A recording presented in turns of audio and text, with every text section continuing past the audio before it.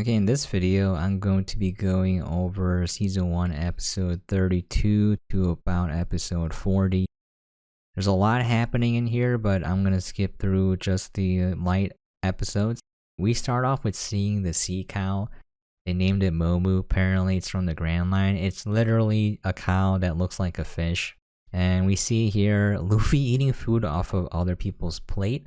Yeah, that's kind of rude, Luffy. What are you doing, bro? And then the fish comes in, the sea cow comes in and wants to eat the food, and then Luffy punches it because he would rather die than give up food. And I'm like, yeah, I can relate to that. And then Sanji goes, why would you do that to the poor sea cow? It's just hungry. So then he gives him the food, and the sea cow opens his mouth and then he kicks it too. And then he's like, you're trying to eat me too, right? And I was like, yo, man, it's not the sea cow's fault for having a large mouth. Maybe he was trying to just eat the plate. You never know. Momu does not get a break, by the way. We'll see in episode 38. Anyways, we see Zoro getting captured. It's a very convenient plot element because then it gives the crew a reason to fight. If Zoro did not get captured, they could have just left. They could have been like, oh, Nami is a traitor, or Nami is part of the Arlong crew. We don't need to fight. We can just leave. But Zoro got captured, so now there's a reason to fight. So you can kind of see things happening that don't seem a little bit realistic, or maybe sometimes like completely out of the blue or random. And it happens for the sake of moving along the plot in a direction the author wanted. So these things become a little bit more obvious.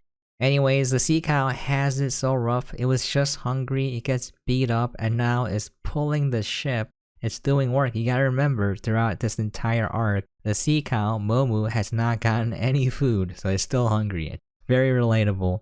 And we go to episode 33, where Usopp quote-unquote dies. We see Usopp's nose curling. A lot of people were off-put by Usopp's nose, I remember. Maybe it's too phallic imagery. And then here we see Nami making a mistake. She does not try to get help. Instead, she tries to solve her problem alone. And that is where a lot of her other issues come from. And it's understandable because of her flashback, her past. Other people trying to help her get hurt and sometimes die, so she wants to prevent that. But the reality is, some problems are too big for you to solve alone. You need to rely on friends. Anyways, we go into episode 34, Nami's flashback. The episode starts out, Luffy just goes to sleep. That's awesome, I wish I could do that. Anyways, again, we see in this episode, Nami does not trust her friends, and she says there's no hope from Arlong. She doesn't even want to try. And then she left too soon. She didn't get to see Luffy beat Don Krieg earlier. So that's why she doesn't have that hope, because she didn't see Luffy and what her friends are capable of, what they're willing to do. And then season 1, episode 35, we see Nami's flashback.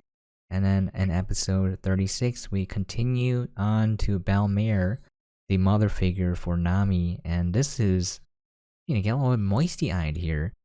She would give up her life for her family, and so there's this scene where Arlong comes in, and he's demanding money. He's demanding ransom. Every adult needs to pay 100,000, and every children needs to cough up 50,000, and she has exactly 100,000 saved up, and she has 2 kids.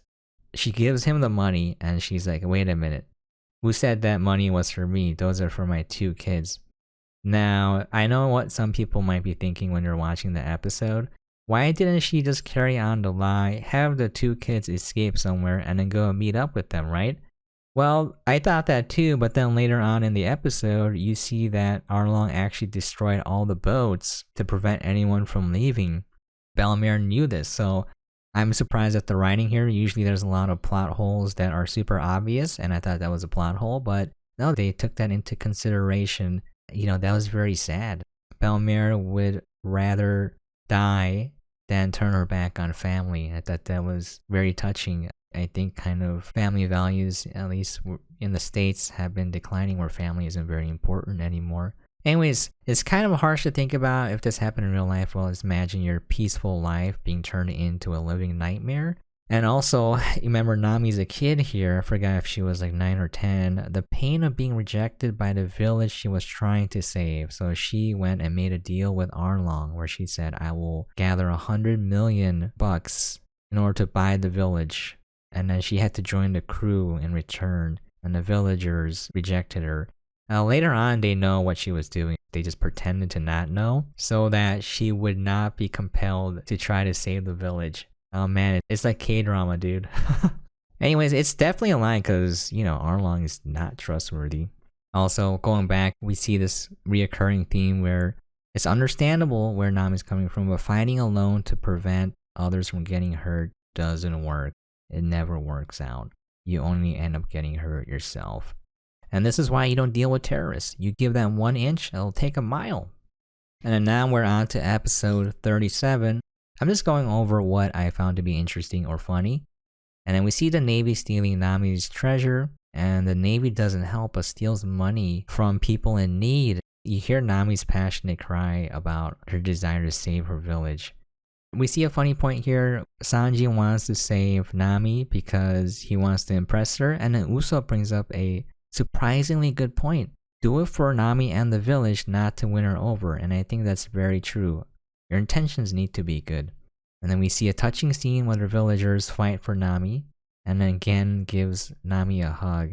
Oh man, it must have been hard. Just imagine her living a painful life, helping the people that killed her mother, getting rejected by the villagers, at least on the surface, and being alone all this time, and then finally someone gives her a hug and tells her it's enough. Finally, we move on to the scene, and then this scene really stuck out to me because, man, it was super deep, I thought. We see Nami stabbing her tattoo. She has a tattoo, I believe on her left shoulder, of the Arlong gang. It's a gang tattoo, and she is stabbing her shoulder. She's stabbing the tattoo because that's all she can do. She's seen Arlong, she can't fight him, so she's just stabbing the symbol of Arlong. The reality is, she's just hurting herself. She's literally stabbing her arm and bleeding, but that's how much she hates Arlong, and probably deep-rooted hate of herself as well, where she probably blames herself for Belmare dying because they had a fight about money. And finally, at the end, she comes to her senses and she asks her friends for help, and I thought that was awesome.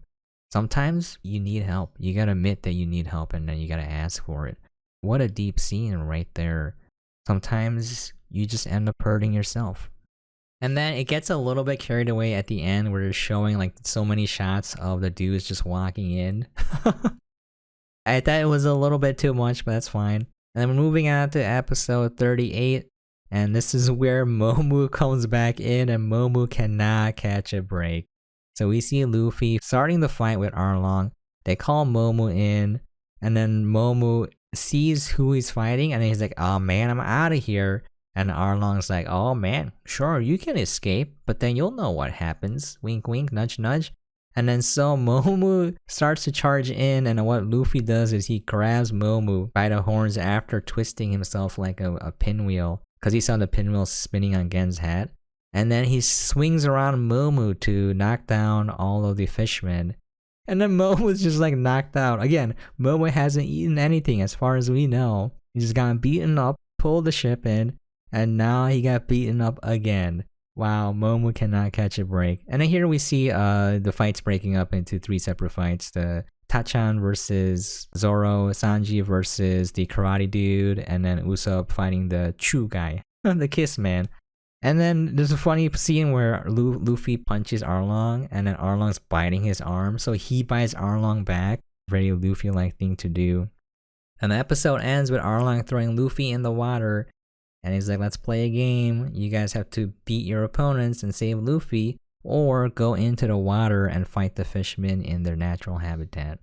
And we see in episode 39, we see Zoro fight Hachan, and it's just, a standard fight. Zoro obviously wins. And the funny part is, Gen and I think Nojiko saves Luffy by diving into the water in secret. Gen is administering CPR while Nojiko stretched his head above the waterline so he could breathe. So his head is just literally stretched above the surface while his body's stuck underneath. We see Sanji dive in, and that's where the episode ends. I really like the part with Nami stabbing her tattoo, that symbolism and that imagery, and then finally breaking down and asking for help, that vulnerability. It was very touching to me. Anyways, that's gonna be it. I'll catch you guys next time.